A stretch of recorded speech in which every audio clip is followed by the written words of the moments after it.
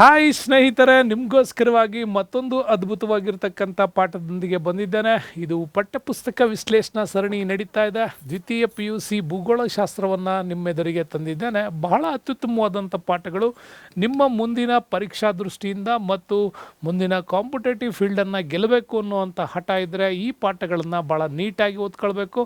ಹಾಗಾಗಿ ನಾವು ಇವತ್ತು ಮಾನವ ಭೂಗೋಳ ಶಾಸ್ತ್ರದಲ್ಲಿ ಬರ್ತಕ್ಕಂತಹ ಮಾನವನ ಆರ್ಥಿಕ ಚಟುವಟಿಕೆಗಳ ಬಗ್ಗೆ ಇವತ್ತು ಮಾತಾಡ್ತೀವಿ. ಬನ್ನಿ ಇವತ್ತಿನ ಪಾಠವನ್ನು ನೋಡೋಣ. ಯಾರ್ಯಾರು ಇದುವರೆಗೂ ಕೂಡ ನಮ್ಮ ಸಾಧನಾ ಸ್ಕೂಲ್ ಯೂಟ್ಯೂಬ್ ಚಾನಲ್ ಸಬ್ಸ್ಕ್ರೈಬ್ ಮಾಡಿಲ್ಲ, ದಯವಿಟ್ಟು ಸಬ್ಸ್ಕ್ರೈಬ್ ಮಾಡ್ಕೊಳ್ಳಿ. ನಿಮ್ಮ ಮುಂದಿನ ಎಲ್ಲ ಜೀವನದ ಒಂದು ಯಶಸ್ಸಿಗೆ ನಿಮಗೆ ಹೆಲ್ಪ್ ಆಗುತ್ತೆ ಅಂತ ಹೇಳ್ತಾ ನೋಡಿ, ಮಾನವನ ಆರ್ಥಿಕ ಚಟುವಟಿಕೆಗಳ ಬಗ್ಗೆ ಮಾತಾಡ್ತೀವಿ.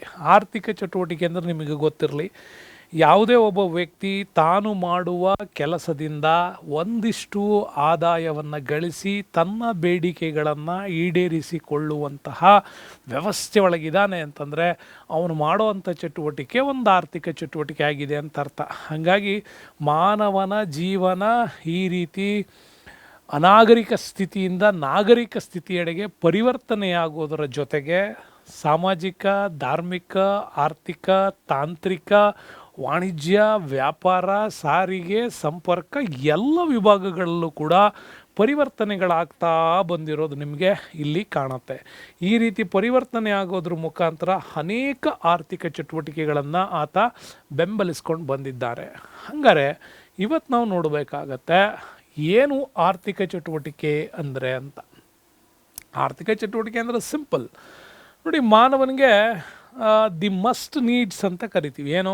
ಆಹಾರ, ಉಡುಪು, ವಸತಿ ಮತ್ತು ಇನ್ನಿತರ ಹಲವಾರು ಬೇಡಿಕೆಗಳನ್ನು ಹೊಂದಿದ್ದಾನೆ. ಸಿಂಪಲ್ಲಾಗಿ ಇಂಥ ಬೇಡಿಕೆಗಳನ್ನು ಆತ ಪೂರೈಕೆ ಮಾಡ್ಕೊಳ್ಬೇಕು ಅಂತಂದರೆ ಅವನೊಂದಿಷ್ಟು ಚಟುವಟಿಕೆಗಳನ್ನು ರೂಢಿಸ್ಕೊಳ್ಬೇಕು. ಈ ರೀತಿ ರೂಢಿಸಿಕೊಂಡ ಚಟುವಟಿಕೆಗಳನ್ನೇ ಆರ್ಥಿಕ ಚಟುವಟಿಕೆ ಅಥವಾ ಆರ್ಥಿಕ ಉದ್ಯೋಗ ಅಂತ ಕೂಡ ಕರೀತಾರೆ. ಅವನಿಗೆ ಬೇಕಾಗಿರೋ ಆಹಾರ, ಉಡುಪು ಮತ್ತು ಅವನಿಗೆ ವಸತಿ ವ್ಯವಸ್ಥೆ ಮತ್ತು ಅವನ ಇನ್ನಿತರ ಕೆಲವು ಸೇವೆಗಳೇನಿದ್ದಾವೆ ಅವುಗಳನ್ನು ಪಡಿಬೇಕು ಅಂತಂದರೆ ಅವನೊಂದಿಷ್ಟು ಚಟುವಟಿಕೆಗಳಲ್ಲಿ ಭಾಗವಹಿಸ್ತಾನೆ. ಅದನ್ನೇ ಆರ್ಥಿಕ ಚಟುವಟಿಕೆ ಅಂತ ಕೂಡ ಕರಿತೀವಿ.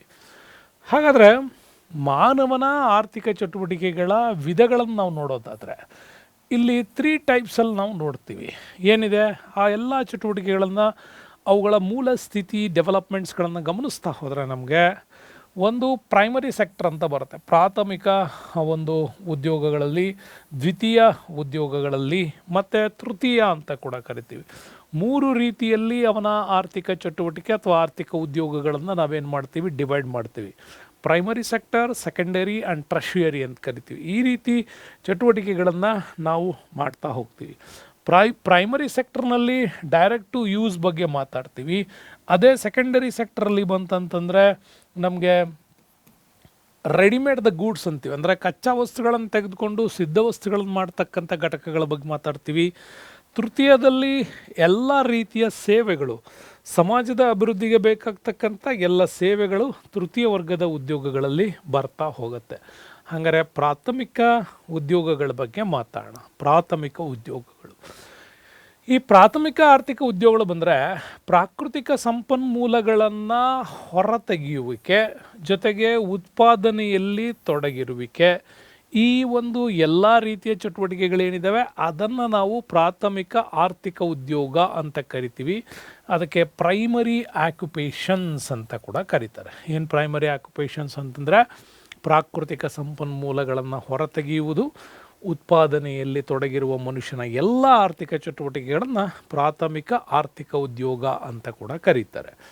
ಅದರಲ್ಲಿ ಉದಾಹರಣೆಗಳನ್ನು ನೋಡೋದಾದರೆ ನೋಡಿ, ಆಹಾರ ಸಂಗ್ರಹಣೆ ಇದೆ, ಬೇಟೆಗಾರಿಕೆ ಇದೆ, ಮರ ಕಡಿಯುವಿಕೆ ಇದೆ, ಪಶುಸಂಗೋಪನೆ, ಮೀನುಗಾರಿಕೆ, ವ್ಯವಸಾಯ, ಗಣಿಗಾರಿಕೆ ಅಂತ ಕರಿತೀವಿ.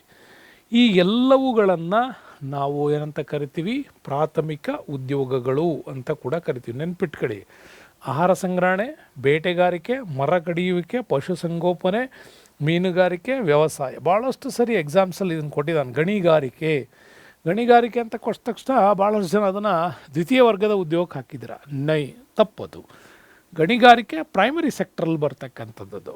ಓಕೆ, ಅದು ನಿಮಗೆ ಭಾಳ ಸರಿ ಕನ್ಫ್ಯೂಸ್ ಆಗ್ತಾ ಇರ್ತದೆ, ನೋಡ್ಕೊಳ್ಳಿ.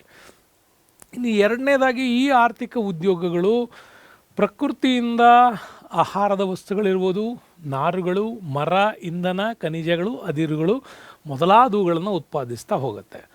ಅದರಲ್ಲಿ ಫಸ್ಟ್ ಒನ್ ನೋಡೋಣ, ಪ್ರೈಮರಿ ಸೆಕ್ಟ್ರಲ್ಲಿ ಆಹಾರ ಸಂಗ್ರಹಣೆ. ಮಾನವನ ಮೊದಲ ಆರ್ಥಿಕ ಚಟುವಟಿಕೆ ಅಂದ್ರೇ ಈ ಆಹಾರ ಸಂಗ್ರಹಣೆ. ಪ್ರಪಂಚದಲ್ಲಿ ಇಂದಿಗೂ ಹಲವು ಭಾಗಗಳಲ್ಲಿ ಆಹಾರಕ್ಕಾಗಿ ನಾವು ನೇರವಾಗಿ ಪ್ರಕೃತಿಯನ್ನು ಅವಲಂಬನೆ ಮಾಡಿರ್ತಕ್ಕಂಥದ್ದು ನಮಗೆ ಸಿಗತ್ತೆ. ಪ್ರಕೃತಿಯಿಂದ ಮೂಲವಾಗಿ ತೆಗೆದುಕೊಂಡ್ಬಿಟ್ಟು ಅದರಿಂದ ತಮ್ಮ ಅವಶ್ಯಕತೆಗಳನ್ನು ಈಡೇರಿಸ್ಕೊಳ್ತೀವಿ. ಹಾಗೆ ನೋಡಿ, ಹತ್ತಿಯನ್ನು ತಕ್ಕೊಳ್ತೀವಿ, ಬಟ್ಟೆಯನ್ನಾಗಿ ಮಾಡ್ಕೊಳ್ತೀವಿ.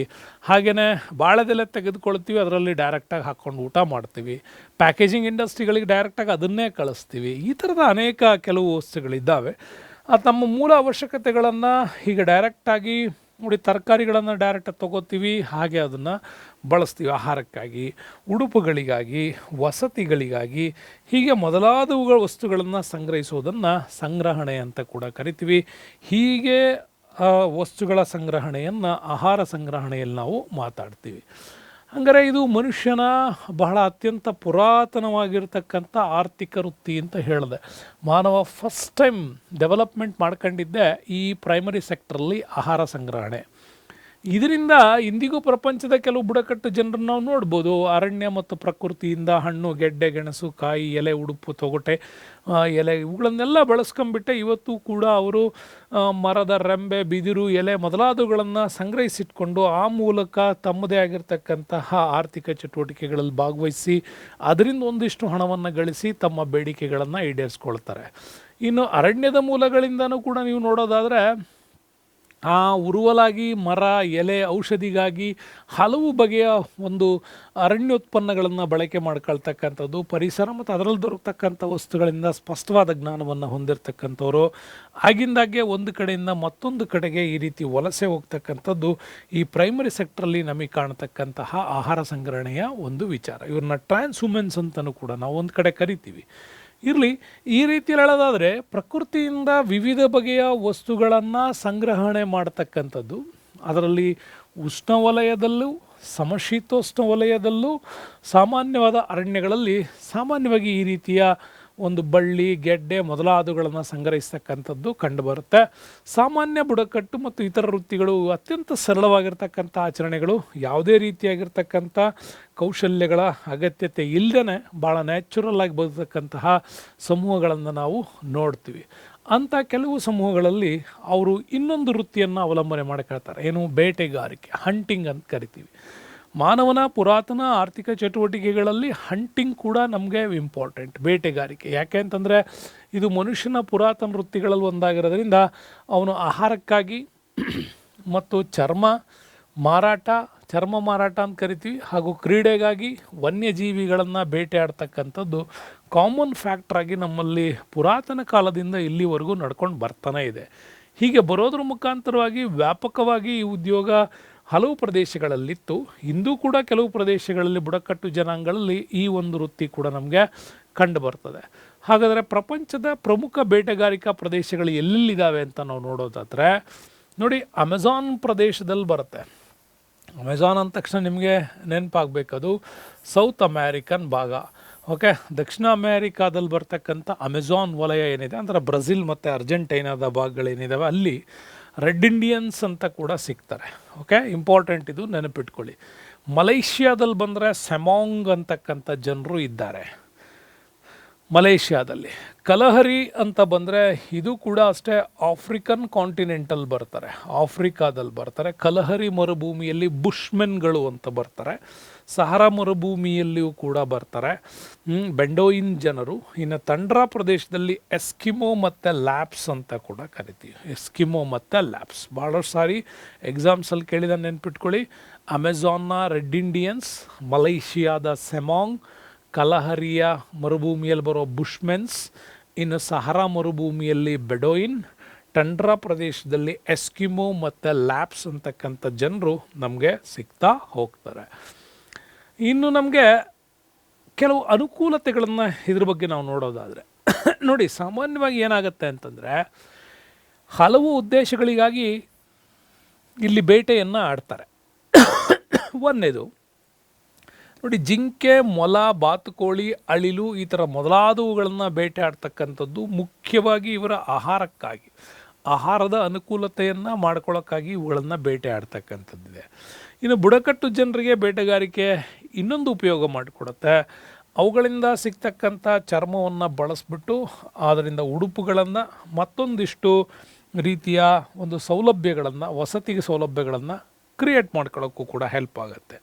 ಇನ್ನು ಪ್ರಾಣಿಗಳ ತುಪ್ಪಳ ಏನು ಸಿಗುತ್ತೆ, ಫ್ಯಾಟ್ಸ್, ಅದರಿಂದ ಚರ್ಮದ ಉಡುಪಿಗಾಗಿ ಬಳಕೆ ಮಾಡ್ತಕ್ಕಂಥದ್ದು ಕೂಡ ನಮಗಲ್ಲಿ ಕಂಡು ಬರ್ತಾ ಹೋಗುತ್ತೆ. ಇನ್ನು ಈ ರೀತಿ ಬೇಟೆಗಾರಿಕೆ ಮುಂದುವರೆದ್ರೆ ಭಾಳಷ್ಟು ಹಾನಿಯಾಗತ್ತೆ. ಅದರ ಅನಾನುಕೂಲತೆ ಏನು ಅಂತಂದರೆ, ಬೇಟೆಯಾಡುವಿಕೆಯಲ್ಲಿ ಕೆಲವು ಜೀವಿಗಳ ಸಮುದಾಯ ಸಂಪೂರ್ಣವಾಗಿ ನಾಶವಾಗುತ್ತೆ. ಹಾಗೆ ನಮಗೆ ಏನಾಗುತ್ತೆ ಅಂದರೆ ಕೊಂದು ಬಿಡ್ತಾರೆ. ಇದನ್ನು ರೆಡ್ ಬುಕ್ಸ್ ಅಂತ ಕೂಡ ಕರಿತೀವಿ ನಾವು. ರೆಡ್ ಡಾಟಾ ಬುಕ್ ಅಂತ ಇದೆ, ವಿಶ್ವಸಂಸ್ಥೆ ಅದನ್ನು ಫಾಲೋ ಮಾಡ್ತದೆ. IUCN ಅಂತ ಒಂದು ಡಿಪಾರ್ಟ್ಮೆಂಟ್ ಇದನ್ನು ಮಾಡ್ತದೆ. ಅದರಲ್ಲಿ ಕೆಲವು ಪ್ರಾಣಿಗಳನ್ನು ಮೆನ್ಷನ್ ಮಾಡಲಾಗಿದೆ. ಅಳಿವಿನಂಚಿನಲ್ಲಿರ್ತಕ್ಕಂಥ ಪ್ರಾಣಿಗಳು, ಇವುಗಳ ಸಂರಕ್ಷಣೆ ಮಾಡಬೇಕು ಅಂತ. ಹಾಗೆ ಬೇಟೆಯಾಡ್ತಾನೇ ಹೋದರೆ ಕೆಲವು ಸಮುದಾಯದ ಕೆಲವು ಜೀವಿಗಳು ನಾಶ ಆಗ್ತವೆ. ತೋಳ, ಹಿಮಸಾರಂಗ, ಹುಲಿ ಮೊದಲಾದವುಗಳು ಹೆಚ್ಚಾಗಿ ಬೇಟೆಯಾಡ್ತಾ ಇರೋದ್ರಿಂದ ಈ ಸಂತತಿಯ ನಿರ್ಮೂಲನ ನಮಗೆ ಹೆಚ್ಚೆಚ್ಚು ಆಗ್ತಾ ಇದೆ. ಇನ್ನು ಜಲಜೀವಿಗಳನ್ನು ಹೆಚ್ಚು ಬೇಟೆಯಾಡ್ತಾ ಇರೋದ್ರಿಂದಾಗಿ ಮತ್ತು ಜಲೀಯ ಸಸ್ಯಗಳನ್ನು ಆಹಾರವಾಗಿ ಸಂಗ್ರಹಣೆ ಮಾಡ್ತಾ ಇರೋದ್ರಿಂದಾಗಿ ಅವುಗಳ ಸಂಖ್ಯೆಯು ಕೂಡ ಇಳಿಮುಖವಾಗುತ್ತೆ. ಇದರಿಂದಾಗಿ ಸಸ್ಯದ ಸಂಗ್ರಹಣೆಯಿಂದಾಗಿ ನೀರಿನಲ್ಲಿ ಆಮ್ಲಜನಕದ ಪ್ರಮಾಣ ಏನಾಗ್ತಾ ಕಡಿಮೆ ಆಗ್ತಾ ಹೋಗ್ತಾ ಇದೆ ಅಂತ ಕೂಡ ಹೇಳಲಾಗುತ್ತೆ. ಇನ್ನು ಮೂರನೇ ಪ್ರೈಮರಿ ಸೆಕ್ಟರ್ನ ಉದ್ಯೋಗ ಅಂದರೆ ಮರ ಕಡಿಯುವಿಕೆ, ಟಿಂಬ್ರಿಂಗ್ ಅಂತ ಏನು ಕರಿತೀವಿ. ಇದು ಇವತ್ತು ಕೂಡ ಆರ್ಕಟಿಕ್ ಸಮುದ್ರದ ಅಕ್ಕಪಕ್ಕದ ರಾಷ್ಟ್ರಗಳಲ್ಲಿ ಈ ಮರ ಕಡಿಯುವಿಕೆ ಒಂದು ಪ್ಯಾಷನ್, ಒಂದು ದೊಡ್ಡ ಆರ್ಥಿಕ ಉದ್ಯೋಗ ಈಗೂ ಕೂಡ ನಡೆಯುತ್ತೆ. ಅಲ್ಲಿ ಸ್ಪ್ರೂಸು, ಪೈನ್, ಸ್ಪರ್ಸ್ ಅಂತಕ್ಕಂಥ ಒಂದಿಷ್ಟು ಮರಗಳನ್ನು ಈಗಲೂ ಕೂಡ ಕಡಿತಾರೆ. ಟಂಡ್ರಾ ರೀಸನ್ಸ್ ಅಂತ ಕರಿತೀವಿ. ಹಾಗಾಗಿ ಸಾಂಪ್ರದಾಯಿಕ ದೃಷ್ಟಿಯಿಂದ ಪರಿಶೀಲಿಸಿದಾಗ ಮರ ಕಡಿಯುವಿಕೆ ಅರಣ್ಯ ವಸ್ತುಗಳ ಸಂಗ್ರಹಣೆ ಆಗಿದೆ. ಅರಣ್ಯಗಳ ಸಮೀಪದಲ್ಲಿರ್ತಕ್ಕಂಥ ಪ್ರದೇಶಗಳು ಈ ಮರ ಕಡಿಯುವ ಉದ್ಯಮವನ್ನು ರೂಢಿಗೆ ತಂದು.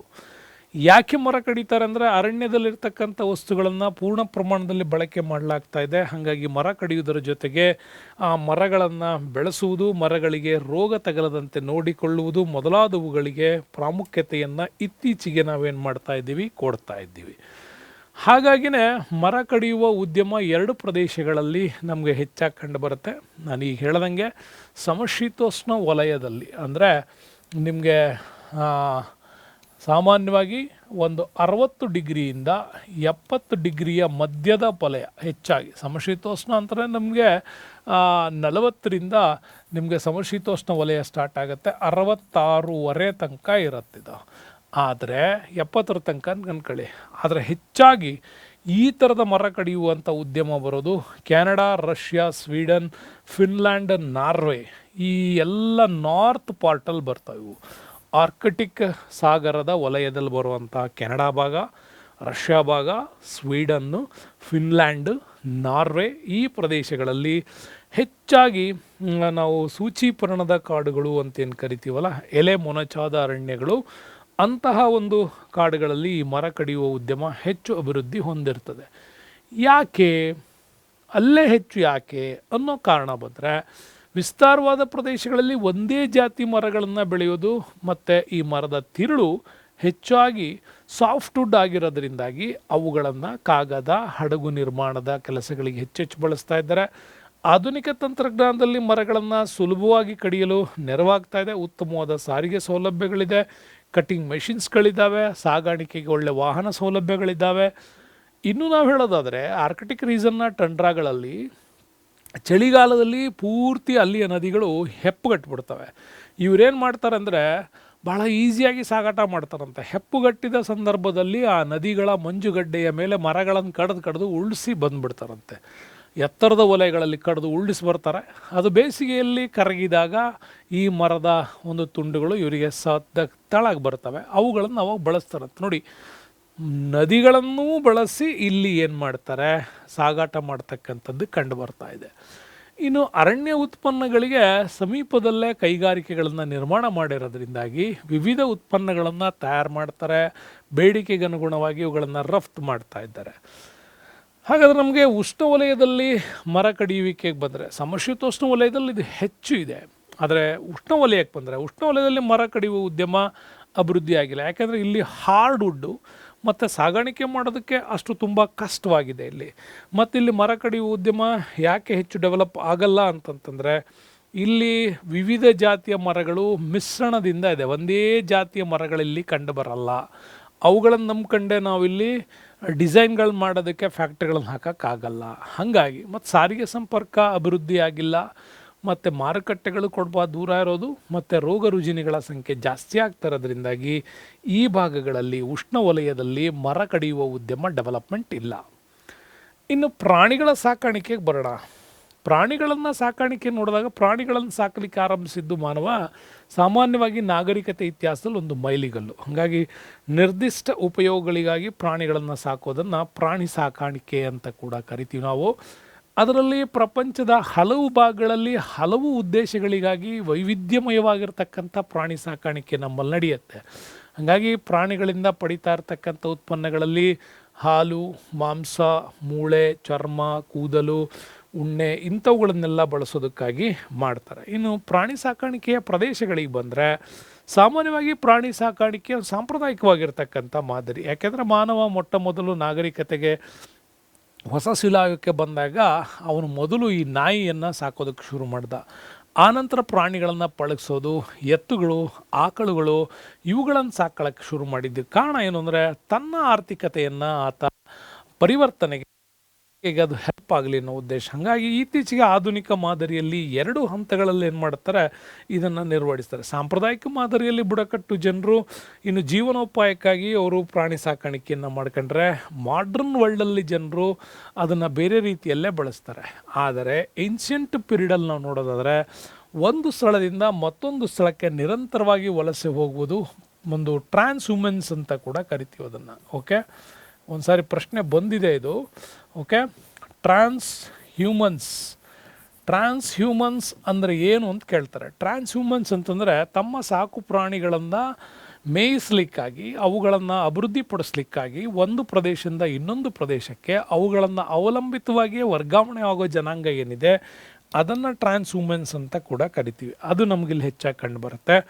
ಇನ್ನು ಉಷ್ಣವಲಯದ ಹುಲ್ಲುಗಾವಲುಗಳಲ್ಲಿ ಹೆಚ್ಚಾಗಿ ಕಂಡುಬರೋದು ನೈಜೀರಿಯಾದಲ್ಲಿ.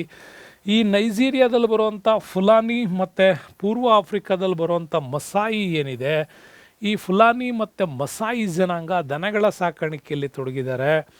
ಮಳೆ ಕಡಿಮೆ ಇರತಕ್ಕಂಥ ಕೆಲವು ಭಾಗಗಳಲ್ಲಿ ಹುಲ್ಲು ಕಡಿಮೆ ಇರುತ್ತೆ. ಹಾಗಾಗಿ ಕುರಿ ಸಾಕಾಣಿಕೆಯನ್ನು ಕೂಡ ಆ ಕೆಲವು ಭಾಗಗಳಲ್ಲಿ ಕೂಡ ಮಾಡ್ತಾರೆ. ಇನ್ನು ಮಸಾಯಿ ಜನರು ಏನು ಮಾಡ್ತಾರೆ ಅಂತಂದರೆ ಪ್ರಾಣಿಗಳ ಸಾಕಾಣಿಕೆಯಲ್ಲಿ ಬಹಳ ಪ್ರಮುಖವಾಗಿ ಪ್ರಾಣಿಗಳಿಂದ ಹಾಲು, ಮಾಂಸ, ಉಣ್ಣೆಯನ್ನು ಪಡಿತಾರೆ. ಇನ್ನು ಸಹಾರಾ ಬುಡಕಟ್ಟಿನ ಜನರಲ್ಲೂ ಕೂಡ ಬೆಡೋಯಿನ್ಸ್ ಏನು ಬರ್ತಾರೆ, ಅವರು ಅತಿ ಮುಖ್ಯವಾಗಿ ಇವುಗಳನ್ನು ಡೆವಲಪ್ ಮಾಡ್ತಾರೆ. ದನ ಮತ್ತು ಮೇಕೆಗಳನ್ನು ಸಾಕ್ತಕ್ಕಂಥದ್ದು ಕೂಡ ಇಲ್ಲಿ ಕಂಡುಬರುತ್ತೆ. ಇನ್ನು ಮಧ್ಯ ಏಷ್ಯಾದಲ್ಲಿ ಬಂದರೆ ನಮಗೆ ಕಿರ್ಗಿಜ್ ಅಂತ ಕರಿತೀವಿ. ಅಂದರೆ ತಜಿಕಿಸ್ತಾನ್, ತುರ್ಕ್ಮೇನಿಸ್ತಾನ್, ಅಫ್ಘಾನಿಸ್ತಾನ್, ಆ ಭಾಗದ ಸರ್ಬಿಯಾ, ಈ ಭಾಗದ ಜನರನ್ನ ಮಧ್ಯ ಏಷ್ಯಾ ಅಂತ ಕೂಡ ಕರಿತೀವಿ ನಾವು. ಈ ಕಡೆ ಇರಾನ್, ಇರಾಕ್ ಸೇರಿಕೊಂಡು ಇಲ್ಲಿ ಜನರು ಹಿಂದೆ ಅಪಾರ ಸಂಖ್ಯೆಯಲ್ಲಿ ಪ್ರಾಣಿಗಳನ್ನ ಸಾಕ್ತಾಯಿದ್ರು. ಬಟ್ ಈಗ ಅವರು ಒಂದು ಕಡೆ ನೆಲೆ ನಿಂತಿದ್ದರಿಂದಾಗಿ ಆ ಒಂದು ಪ್ರಾಣಿಗಳ ಸಾಕಾಣಿಕೆಯಲ್ಲಿ ಬಹಳಷ್ಟು ಬದಲಾವಣೆಗಳನ್ನು ಕೂಡ ನೋಡ್ತೀವಿ. ಇನ್ನು ಇತ್ತೀಚೆಗೆ ಎಲ್ಲ ದೇಶಗಳನ್ನು ನೀವು ನೋಡೋದಾದರೆ ಪ್ರಾಣಿ ಸಾಕಾಣಿಕೆ ಒಂದು ವಾಣಿಜ್ಯ ಮಾದರಿ ಆಗಿದೆ. ಡೈರಿ ಫಾರ್ಮಿಂಗ್ ಅಂತಕ್ಕಂಥದ್ದು ಒಂದು ವಾಣಿಜ್ಯ ಮಾದರಿಯಲ್ಲಿ ಡೆವಲಪ್ಮೆಂಟ್ ಆಗ್ತಾ ಇದೆ. ವೈಜ್ಞಾನಿಕ ರೀತಿಯಲ್ಲಿ ಪ್ರಾಣಿಗಳನ್ನು ಸಾಕಾಣಿಕೆ ಮಾಡ್ತಕ್ಕಂಥದ್ದು. ವಾಣಿಜ್ಯ ಮಾದರಿಯಲ್ಲಿ ಪ್ರಾಣಿ ಸಾಕಾಣಿಕೆ ಮಾಡೋದು ಸ್ವಾಭಾವಿಕವಾಗಿ ಹುಲ್ಲುಗಾವಲುಗಳನ್ನು ಅವಲಂಬಿಸಿಲ್ಲ. ಅದಕ್ಕೆ ಬದಲಾಗಿ ಅವರು ತಿನಿಸು, ಧಾನ್ಯ, ಆಲ್ಫಾಲ್ಫಾ ಬಗೆಯ ವಿವಿಧ ರೀತಿಯ ಹುಲ್ಲುಗಳನ್ನು ತಮ್ಮ ಫಾರ್ಮಲ್ಲಿ ಉತ್ಪಾದನೆ ಮಾಡಿಕೊಂಡು ಆ ಮುಖಾಂತರವಾಗಿ ಇವರು ಪಶು ಸಾಕಾಣಿಕೆಯನ್ನು ಮಾಡ್ತಾರೆ. ಮತ್ತು ವಾಣಿಜ್ಯ ಮಾದರಿ ಪಶು ಸಂಗೋಪನೆಗೆ ಸ್ಥಳಾಂತರತೆಯ ಅಗತ್ಯ ಇರಲ್ಲ. ಒಂದು ಕಡೆ ಶೆಡ್ ನಿರ್ಮಾಣ ಮಾಡ್ಕೋತಾರೆ, ಅಲ್ಲೇ ಅವುಗಳನ್ನು ಸಾಕ್ತಕ್ಕಂಥದ್ದು ನಮಗೆ ಕಂಡುಬರುತ್ತೆ. ಹಾಗಾಗಿ ಉತ್ತರ ಅಮೇರಿಕಾದಲ್ಲಿ ಪ್ರೈರಿ ಹುಲ್ಲುಗಾವಲುಗಳು ತುಂಬ ಫೇಮಸ್ ಇವು. ಓಕೆ, ಇನ್ನು ದಕ್ಷಿಣ ಅಮೇರಿಕಾದಲ್ಲಿ ಬಂದರೆ ಪಾಂಪಾಸ್ ಅಂತ ಕರಿತೀವಿ. ಇವೆಲ್ಲ ಸಮಶೀತೋಷ್ಣ ವಲಯದಲ್ಲಿ ಕಂಡುಬರ್ತಕ್ಕಂಥ ಹೆಚ್ಚಾಗಿ. ಏಷ್ಯಾದಲ್ಲಿ ಸ್ಟೆಪ್ಪಿಗಳು, ಆಸ್ಟ್ರೇಲಿಯಾದಲ್ಲಿ ಡೌನ್ಸ್ ಅಂತ ಕರಿತೀವಿ. ಹಾಗಾಗಿ ಇವು ಹೆಚ್ಚಾಗಿ ಫೇಮಸ್, ಇವು ನೆನ್ಪಿಟ್ಕೊಳ್ಳಿ. ಉತ್ತರ ಅಮೇರಿಕಾದಲ್ಲಿ ಬರುವಂಥ ಪ್ರೈರೀಸ್ ಅಂದರೆ ಅಮೇರಿಕಾದಲ್ಲೇ ಬರುತ್ತೆ, ಯು ಎಸ್ ಎನಲ್ಲೇ ಬರ್ತಕ್ಕಂಥದ್ದು ಹೆಚ್ಚಾಗಿ ಯು ಎಸ್ ಎನಲ್ಲಿ ಬರ್ತಾವೆ ಪ್ರೈರೀಸ್. ದಕ್ಷಿಣ ಅಮೇರಿಕಾದಲ್ಲಿ ಬಂದರೆ ಅರ್ಜೆಂಟೈನಾದಲ್ಲಿ ಪಾಂಪಾಸ್ ಬರುತ್ತೆ, ಅರ್ಜೆಂಟೈನಾ. ಬ್ರೆಜಿಲಲ್ಲಿ ಕಾಂಪಾಸ್ ಅಂತ ಕರಿತೀವಿ, ಲಾನೋಸ್ ಅಂತಲೂ ಕೂಡ ಕರಿತೀವಿ. ಹಾಗಾಗಿ ದಕ್ಷಿಣ ಅಮೇರಿಕಾದಲ್ಲ ಅರ್ಜೆಂಟೀನಾ ಭಾಗದಲ್ಲಿ ಪಾಂಪಾಸ್ಗಳು, ಇನ್ನು ಏಷ್ಯಾದಲ್ಲಿ ಸ್ಟೆಪ್ಪಿ ಅಂತ ಕರಿತೀವಿ, ಇನ್ನು ಆಸ್ಟ್ರೇಲಿಯಾದಲ್ಲಿ ಡೌನ್ಸ್, ಇನ್ನು ಅಮೇರಿಕ ಸಂಯುಕ್ತ ಸಂಸ್ಥಾನ ಅರ್ಜೆಂಟೈನಾಗಳಲ್ಲಿ ಮಾಂಸಕ್ಕಾಗಿ ದನಗಳನ್ನು ಸಾಕ್ತಕ್ಕಂಥದ್ದು ತುಂಬ ಫೇಮಸ್. ಅದರಲ್ಲೂ ನಿಮಗೆ ಯು ಎಸ್ ಎ ಅಂದ ತಕ್ಷಣ ಚಿಕಾಗೋ ನಗರ ನೆನಪಾಗತ್ತೆ, ಅತಿ ಹೆಚ್ಚು ಮಾಂಸವನ್ನು ರಫ್ತು ಮಾಡತಕ್ಕಂಥ ಪ್ರಮುಖವಾದಂಥ ಒಂದು ಕೇಂದ್ರ ಅಂತ. ಹಾಗೆ ಆಸ್ಟ್ರೇಲಿಯಾ ಮತ್ತು ನ್ಯೂಜಿಲ್ಯಾಂಡ್ಗಳಲ್ಲೂ ಕೂಡ ಉಣ್ಣೆಗಾಗಿ ಮತ್ತು ಮಾಂಸಕ್ಕಾಗಿ ಕುರಿಗಳನ್ನು ಸಾಕ್ತಾರೆ. ಅದರಲ್ಲೂ ಕೂಡ ಈ ರಾಷ್ಟ್ರಗಳಲ್ಲಿ ಇಂಪಾರ್ಟೆಂಟಾಗಿ ಮೆರಿನೋ ಅಂತ ಕರಿತೀವಿ, ಈ ಮೆರಿನೋ ಜಾತಿಯ ಕುರಿಗಳನ್ನು ಹೆಚ್ಚಾಗಿ ಸಾಕ್ತಾರೆ. ಯಾಕೆಂದರೆ ಅತ್ಯಂತ ಹೆಚ್ಚು ಉಣ್ಣೆಯನ್ನು ಮತ್ತು ಮಾಂಸವನ್ನು ಕೊಡ್ತಕ್ಕಂಥ ತಳಿ ಅದು. ಹಾಗಾಗಿ ಮೆರಿನೋ ಬ್ರೀಡ್ಗಳನ್ನು ಹೆಚ್ಚಾಗಿ ಆಸ್ಟ್ರೇಲಿಯಾ ನ್ಯೂಜಿಲ್ಯಾಂಡ್ಗಳಲ್ಲಿ ಇದನ್ನು ಮಾಡ್ತಾರೆ ವಾಣಿಜ್ಯ ಭಾಗದಲ್ಲಿ. ಇನ್ನು ಮೀನುಗಾರಿಕೆ ಡಿಪಾರ್ಟ್ಮೆಂಟಿಗೆ ಬಂದರೆ, ಮೀನುಗಾರಿಕೆ ಮನುಷ್ಯನ ಅತ್ಯಂತ ಪುರಾತನವಾಗಿರ್ತಕ್ಕಂಥ ಉದ್ಯೋಗಗಳಲ್ಲಿ ಇದು ಕೂಡ ಒಂದು. ಸಾಮಾನ್ಯವಾಗಿ ಮೀನುಗಾರಿಕೆಯಲ್ಲಿ ಮೀನು, ಏಡಿ, ಶಾರ್ಕ್, ಚಿಪ್ಗಳು, ಜೀವಿ ಮೊದಲಾದವುಗಳನ್ನು ಕೂಡ ಇಲ್ಲಿ ಜಲಚರಗಳನ್ನು ಸಂಗ್ರಹಣೆ ಮಾಡೋದನ್ನು ನಾವು ಮೀನುಗಾರಿಕೆ ಅಂತ ಕೂಡ ಇದನ್ನು ಕರಿತೀವಿ. ಮೀನುಗಾರಿಕೆಯಲ್ಲಿ ಕೂಡ ಪ್ರಮುಖವಾದ ವಿಧಗಳನ್ನು ನೋಡ್ತೀವಿ ನಾವು 3 ರೀತಿಯಲ್ಲಿ. ಒಂದು ಸಿಹಿ ನೀರಿನ ಮೀನುಗಾರಿಕೆ ಅಂತ ಅಂದರೆ ತಮ್ಮ ರಾಷ್ಟ್ರದ ಒಳಭಾಗದಲ್ಲಿ ಬರ್ತಕ್ಕಂತಹ ಕೆರೆ, ತೊರೆಗಳು, ನದಿಗಳು, ಇಂತಹ ಕೆಲವು ಕಡೆ ಮಾಡ್ತಕ್ಕಂಥವನ್ನ ನಾವೇನಂತ ಕರಿತೀವಿ ಅಂದರೆ ಸಿಹಿ ನೀರಿನ ಮೀನುಗಾರಿಕೆ ಅಂತ ಕರಿತೀವಿ.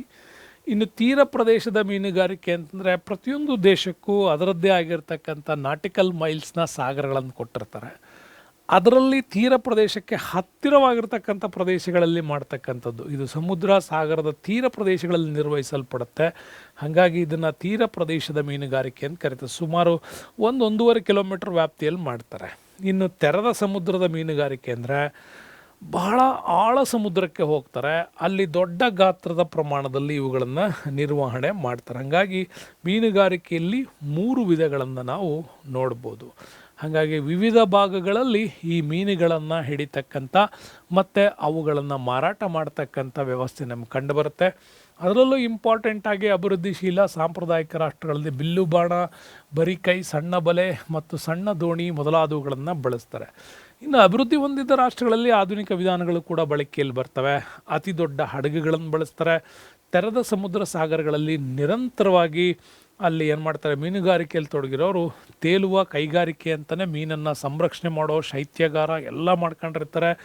ಅಲ್ಲಿಂದನೇ ಪ್ಯಾಕಿಂಗ್ ಮಾಡುವಂಥ ಕೆಲಸಗಳು ಎಲ್ಲವೂ ಕೂಡ ನಡೀತವೆ. ಇಂಥದ್ದನ್ನು ವಾಣಿಜ್ಯ ಮಾದರಿಯ ಮೀನುಗಾರಿಕೆ ಅಂತ ಕರಿತೀವಿ. ಅದರಲ್ಲೂ ಜಪಾನ್, ಅಮೇರಿಕ ಸಂಯುಕ್ತ ಸಂಸ್ಥಾನ, ಬಾಲ್ಟಿಕ್ ರಾಷ್ಟ್ರಗಳು, ಬ್ರಿಟನ್, ನಾರ್ವೆ. ಇಲ್ಲೇ ಯಾಕೆ ಅಂತ ಕೇಳ್ಬೋದು ನೀವು. ಈ ಡಾಗರ್ ಬ್ಯಾಂಕ್ ಅಂತ ಏನು ಬರುತ್ತೆ ಬ್ರಿಟನ್ನಲ್ಲಿ, ಅಲ್ಲಿ ಹೆಚ್ಚು ಮೀನುಗಾರಿಕೆ ನಡೆಯುತ್ತೆ.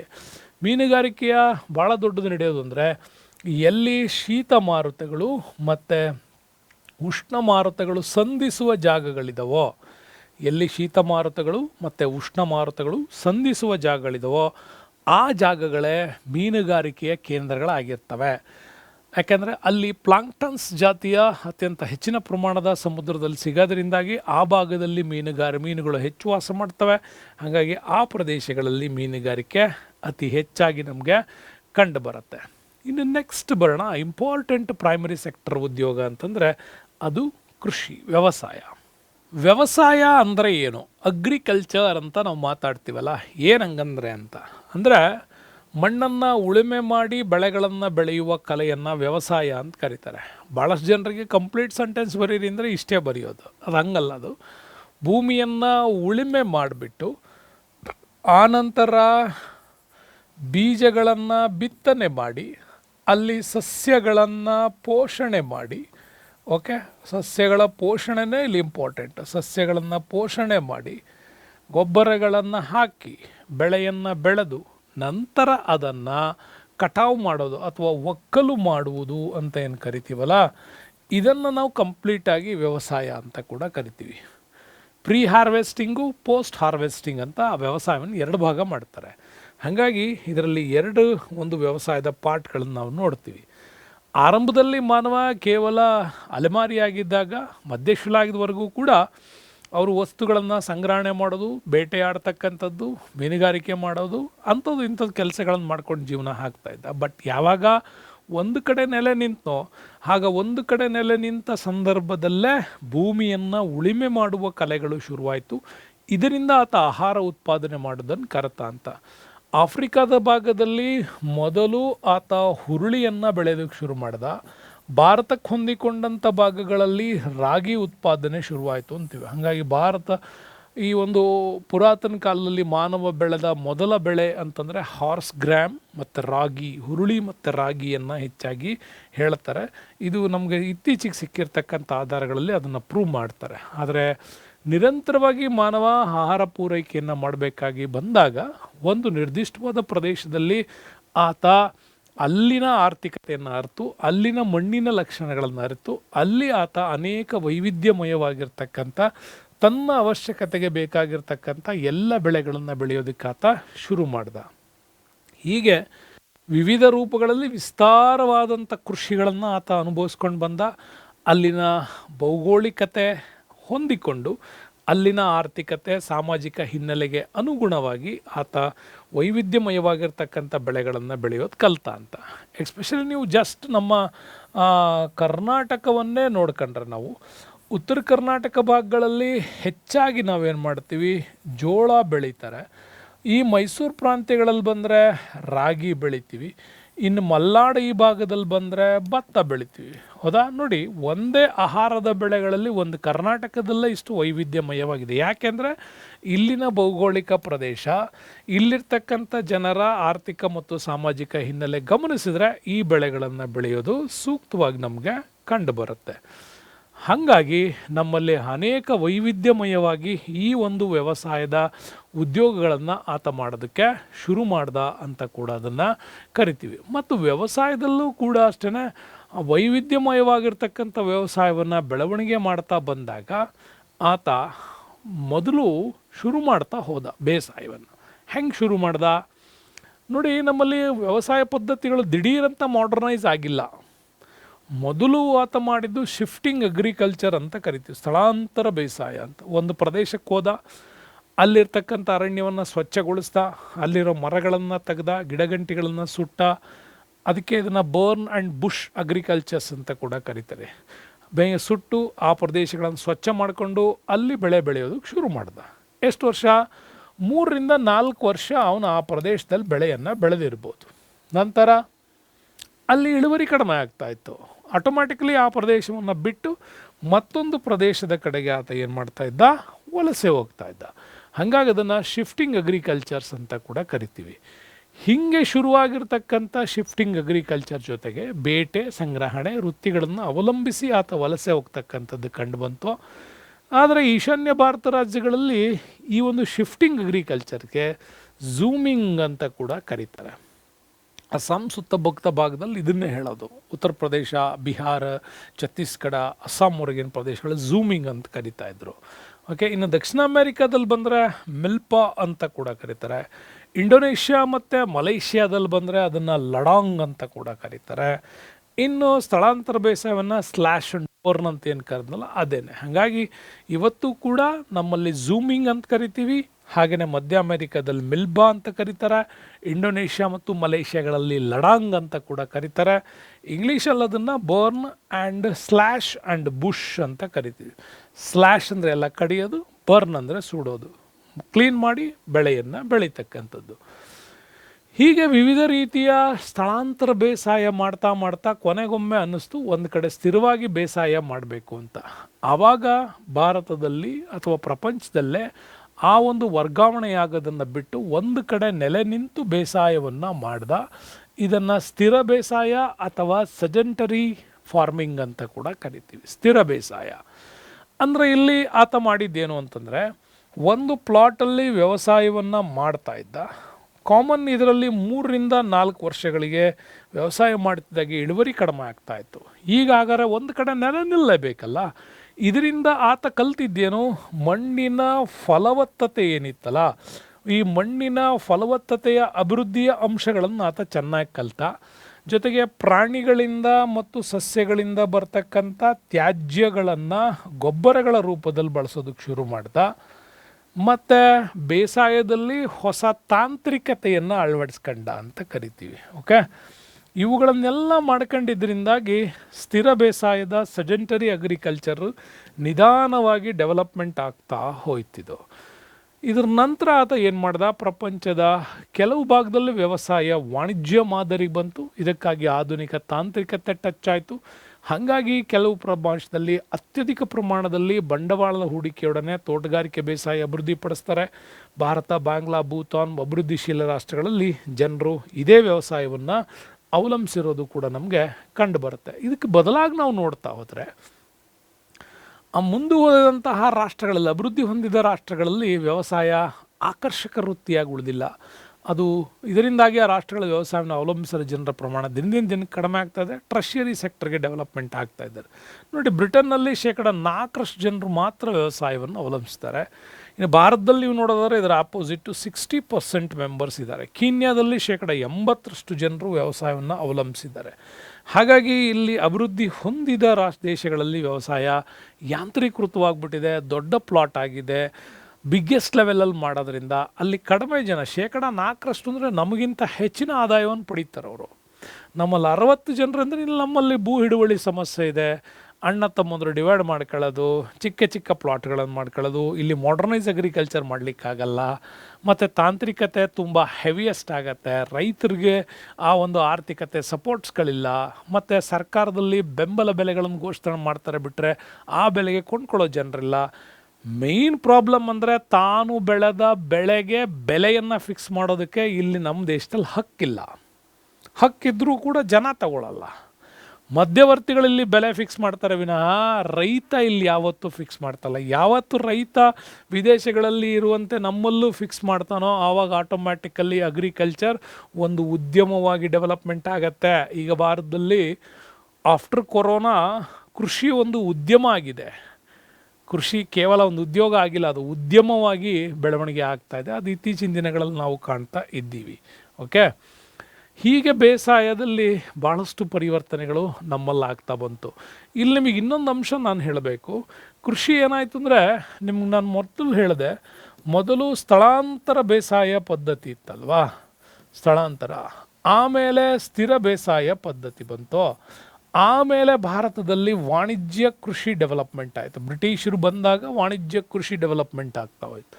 ವಾಣಿಜ್ಯದ ನೆಕ್ಸ್ಟ್ ಇಲ್ಲಿ ಪರಿವರ್ತನೆ ಮಾಡಬೇಕು ಅಂತ ಬಂದಾಗ ಇಲ್ಲಿ ಮಿಶ್ರ ಬೇಸಾಯ ಪದ್ಧತಿ ಒಂದು ಕಡೆ ಬಂತು, ಮತ್ತೊಂದು ಕಡೆ ತೋಟಗಾರಿಕೆ ಬೆಳೀತು.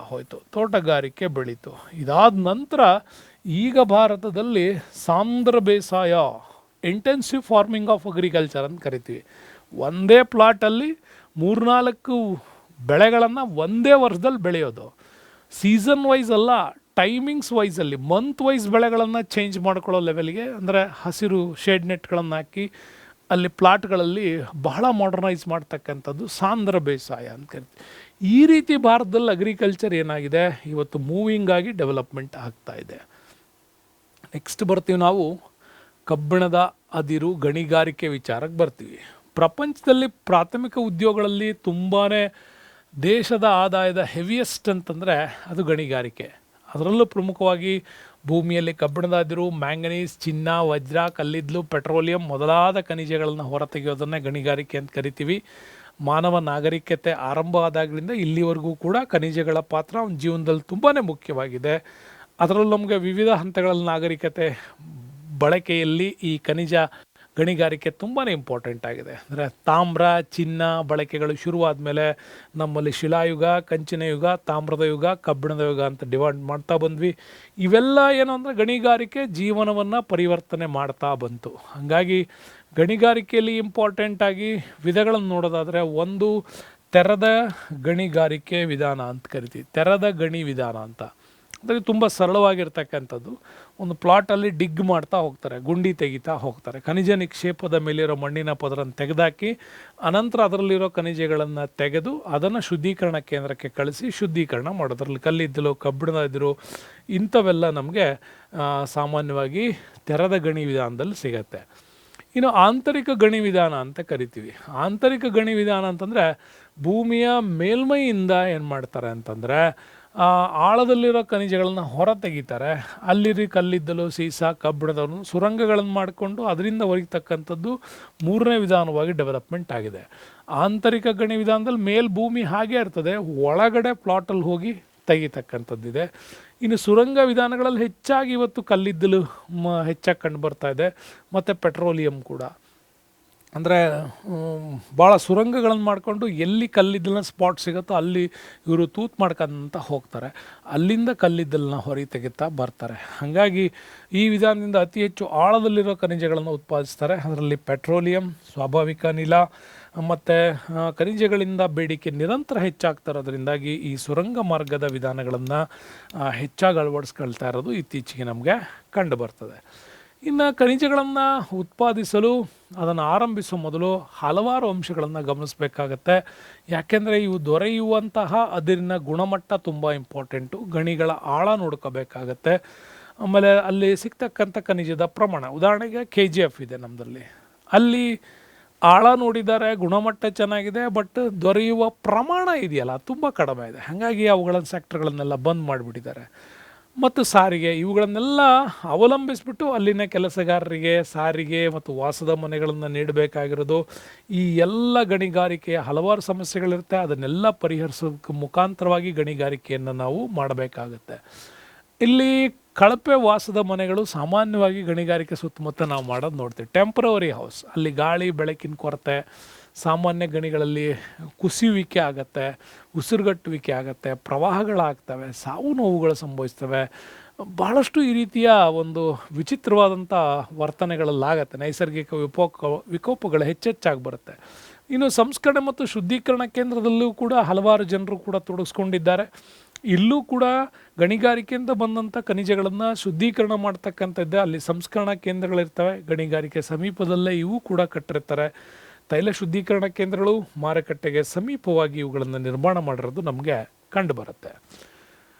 ಇನ್ನು ಗಣಿಗಾರಿಕೆಯ ಅನುಕೂಲತೆಗಳನ್ನು ಅಂತ ನೋಡೋಣ. ಯಾವ ದೇಶದಲ್ಲಿ ಅತ್ಯಂತ ಉತ್ತಮವಾದಂಥ ಗಣಿಗಾರಿಕೆಯನ್ನು ಮಾಡ್ತಾರೋ, ಗಣಿಗಾರಿಕೆ ಹಲವು ಸಮಸ್ಯೆಗಳಿಗೆ ಕಾರಣವಾಗಿದ್ದರೂ ಕೂಡ ಅನಿವಾರ್ಯ ಮಾಡಲೇಬೇಕು. ಯಾಕೆ?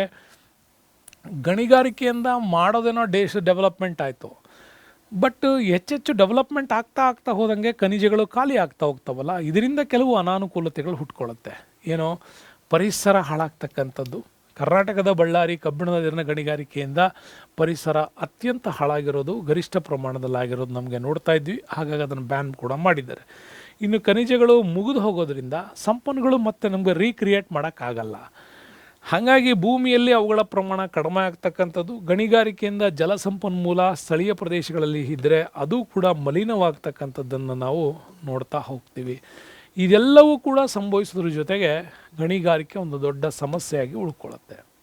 ನೆಕ್ಸ್ಟ್ ಬರೋಣ, ಸೆಕೆಂಡರಿ ಸೆಕ್ಟರ್ಗೆ ಬರ್ತೀವಿ. ದ್ವಿತೀಯ ಆರ್ಥಿಕ ಉದ್ಯೋಗಗಳ ಬಗ್ಗೆ ಮಾತಾಡ್ತೀವಿ. ಪ್ರಾಕೃತಿಕವಾಗಿ ಉತ್ಪಾದಿಸಲ್ಪಡುವಂಥ ವಸ್ತುಗಳು ಮನುಷ್ಯನಿಗೆ ಹೆಚ್ಚು ಉಪಯೋಗವಾಗುವಂತೆ ಪರಿವರ್ತಿಸುವ ಪ್ರಕ್ರಿಯೆಯನ್ನು ನಾವು ಏನಂತ ಕರಿತೀವಿ? ದ್ವಿತೀಯ ವರ್ಗದ ಆರ್ಥಿಕ ಚಟುವಟಿಕೆ, ಅಂದರೆ ಕೈಗಾರಿಕೆಗಳು ಅಂತ. ಅಂದರೆ ಕಚ್ಚಾ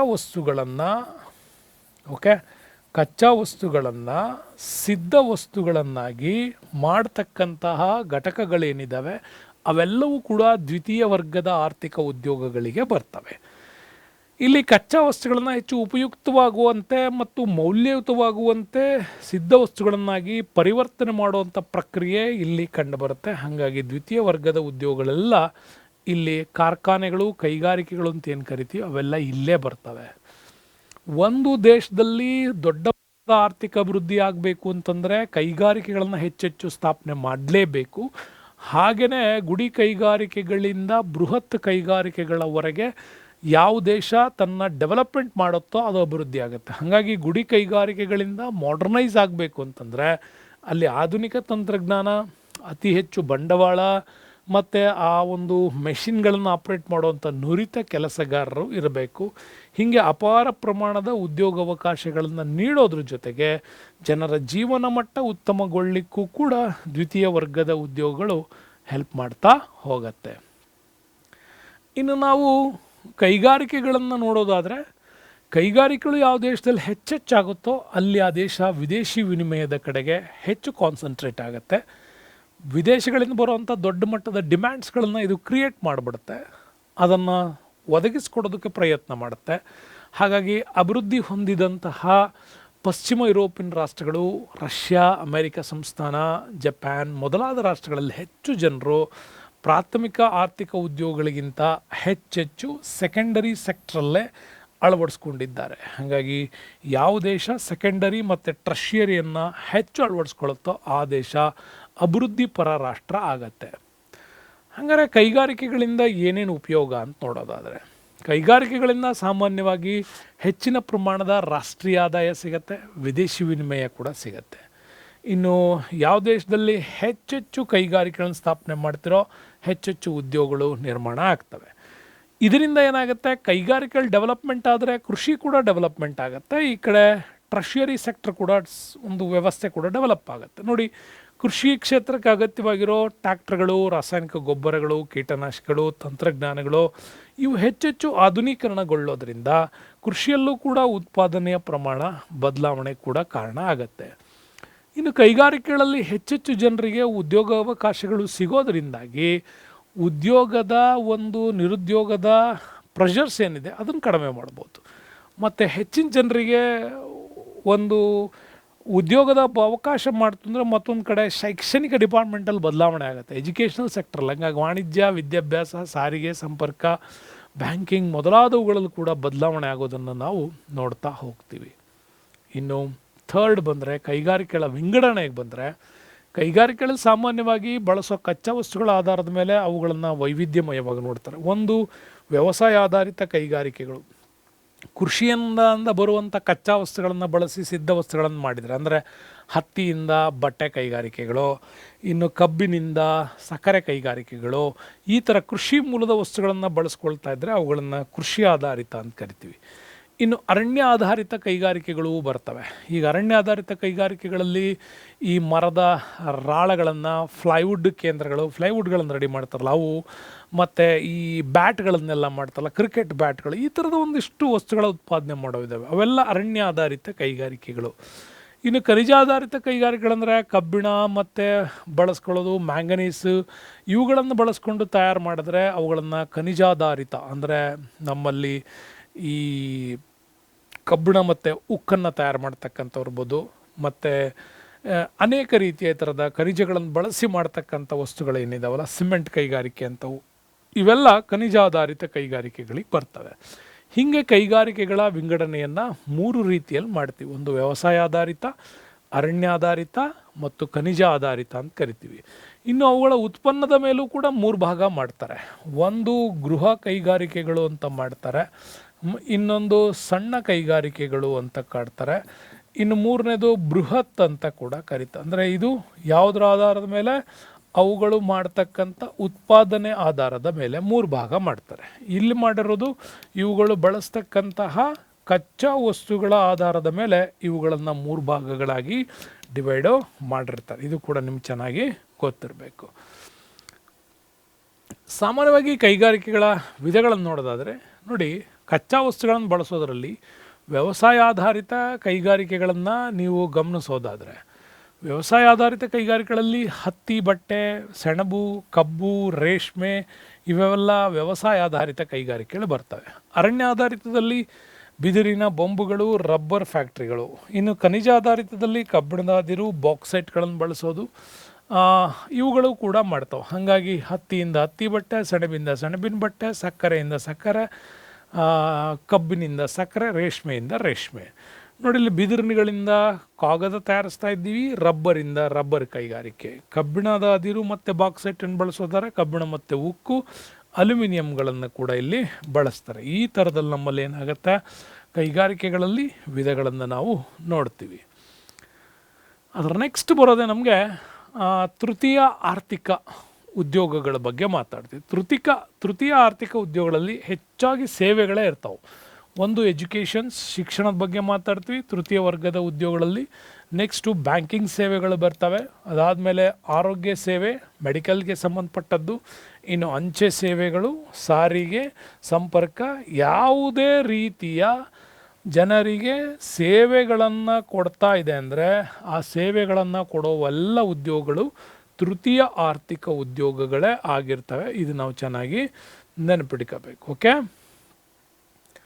ತೃತೀಯ ಆರ್ಥಿಕ ಉದ್ಯೋಗಗಳಲ್ಲಿ ನಾವು ನೋಡಬಹುದಾಗಿರ್ತಕ್ಕಂಥದ್ದು ಅಂದರೆ ಪ್ರಾಥಮಿಕ ಮತ್ತು ದ್ವಿತೀಯ ವೃತ್ತಿಗಳನ್ನು ಅಭಿವೃದ್ಧಿಪಡಿಸ್ಬೇಕು ಅಂತಂದರೆ, ಓಕೆ, ಅಭಿವೃದ್ಧಿಪಡಿಸ್ಬೇಕು ಅಂತಂದರೆ ಅದಕ್ಕೊಂದು ಸೌಲಭ್ಯಗಳನ್ನು ಒದಗಿಸಬೇಕು, ಜೊತೆಗೆ ಸೇವೆಯನ್ನು ಕೊಡಬೇಕಾಗತ್ತೆ. ಈ ಎರಡನ್ನು ಕ್ರಿಯೇಟ್ ಮಾಡೋದೇ ಈ ತೃತೀಯ ಆರ್ಥಿಕ ಉದ್ಯೋಗ. ಅವೆರಡೂ ಡೆವಲಪ್ಮೆಂಟ್ ಆಗಬೇಕು ಅಂದ್ರೆ ಅದು ಬೇಕು. ನೋಡಿ, ಎಲ್ಲ ಬಗೆಯ ಸೇವೆಗಳಿರ್ಬೋದು, ಚಿಲ್ಲರೆ ವ್ಯಾಪಾರ, ಬ್ಯಾಂಕಿಂಗು, ಮನೋರಂಜನೆ, ವಿದ್ಯಾಭ್ಯಾಸ, ಆರೋಗ್ಯ, ಸಾರಿಗೆ ಸಂಪರ್ಕ, ಇದನ್ನೆಲ್ಲ ಒಳಗೊಂಡಿರೋದನ್ನೇ ನಾವು ತೃತೀಯ ವರ್ಗದ ಆರ್ಥಿಕ ಉದ್ಯೋಗಗಳು ಅಂತ ಕೂಡ ಕರಿತೀವಿ. ಇತ್ತೀಚೆಗೆ ಡೆವಲಪ್ಡ್ ಕಂಟ್ರೀಸ್ಗಳು ನೋಡೋದಾದರೆ, ಅಭಿವೃದ್ಧಿ ಹೊಂದಿದ ದೇಶಗಳಲ್ಲಿ ಟ್ರೆಷರಿ ಸೆಕ್ಟರ್ ಸುಮಾರು 75% ಜನರು ತೃತೀಯ ರಂಗದ ಉದ್ಯೋಗಗಳನ್ನು ಅವಲಂಬಿಸಿರ್ತಾರೆ.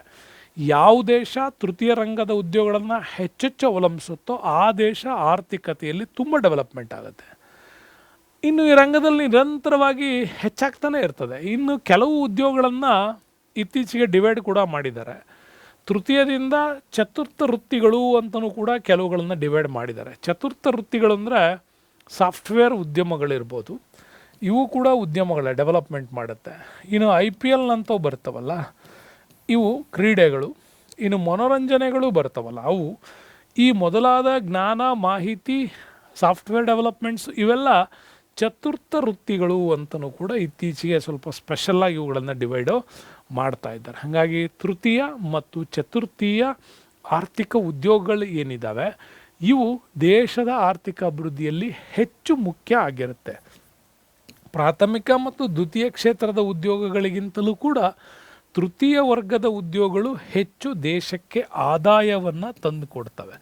ಉದಾಹರಣೆ, ನೀವು ಸಿಂಗಪೂರ್ ದೇಶದ ಆರ್ಥಿಕತೆಯನ್ನು ಗಮನಿಸಿದರೆ ಅಲ್ಲಿ ಪ್ರೈಮರಿ ಮತ್ತು ಸೆಕೆಂಡರಿ ಸೆಕ್ಟರ್ ಉದ್ಯೋಗಗಳೇ ಇಲ್ಲ, ಡೈರೆಕ್ಟ್ ಟ್ರೆಷಿಯರ್ನೇ ಅವಲಂಬಿಸಿ ಬದುಕತ್ತೆ. ಹೈಯೆಸ್ಟ್ ಇನ್ಕಮ್ ಕೂಡ ಗಳಿಸುವಂಥ ಏಷ್ಯನ್ ಕಂಟ್ರೀಸ್ಗಳಲ್ಲಿ ಸಿಂಗಾಪುರ್ ಕೂಡ ಒಂದಾಗುತ್ತೆ. ಏನಕ್ಕದು? ಅದು ತೃತೀಯ ವರ್ಗದ ಉದ್ಯೋಗಗಳನ್ನು ಹೆಚ್ಚೆಚ್ಚು ಡೆವಲಪ್ಮೆಂಟ್ ಮಾಡಿರೋದು. ಸಂಪನ್ಮೂಲಗಳನ್ನು ಆಧರಿಸಿದೆ ಮಾರುಕಟ್ಟೆಯನ್ನು ಕೂಡ ಇವು ಅವಲಂಬಿಸಿರ್ತವೆ. ಹಾಗಾಗಿ ಮಾರುಕಟ್ಟೆಗೆ ಅನುಗುಣವಾಗಿ ತೃತೀಯ ವರ್ಗದ ಉದ್ಯೋಗಗಳ ಅವಲಂಬನೆ ಇರೋದರಿಂದ ಹೆಚ್ಚೆಚ್ಚು ಡೆವಲಪ್ಮೆಂಟ್ ನಮಗವು ಕಾಣ್ತಾ ಇರುತ್ತೆ. ಬಹಳ ಅದ್ಭುತವಾಗಿರ್ತಕ್ಕಂತಹ ಪಾಠ ಇದು.